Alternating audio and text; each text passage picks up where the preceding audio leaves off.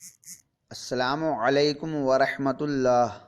حامدن و مصلین و مسلما، دنیاوی منفعت کے بدلے ایمانی سودا۔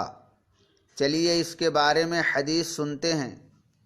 عن ابی ہریرہ رضی اللہ عنہ ان رسول اللہ صلی اللہ علیہ وسلم قال بادروا بالاعمال فتنا كقطع اللیل المظلم یصبح الرجل مؤمنا ویمسی کافرا او یمسی مومنا ویصبح کافرا یبیع دینہ بعرض من الدنیا۔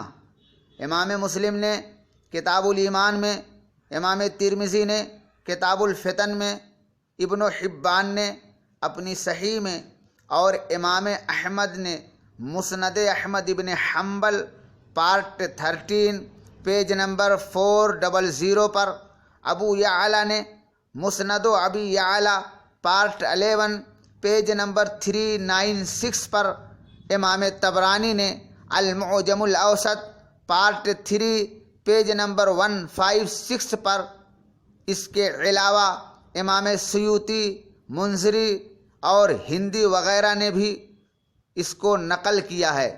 ترجمہ سماعت کیجیے۔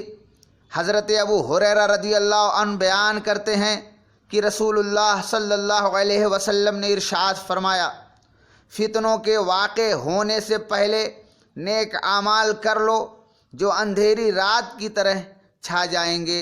ایک شخص صبح میں مومن ہوگا، شام کو کافر ہو جائے گا، یا شام کو مومن ہوگا، صبح میں کافر ہو جائے گا۔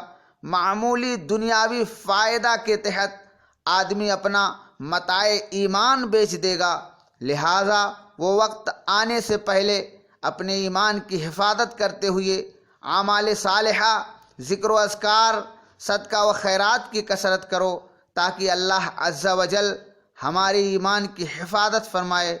رب کریم ہماری ایمان کی حفاظت فرما۔ سو پلیز میرے سنی چینل ایم جی مصباحی کو سبسکرائب کریں تاکہ آگے آپ کو نئی جانکاری ملتی رہے، اور اگر بات اچھی لگا کرے تو آگے شیئر بھی کیا کریں۔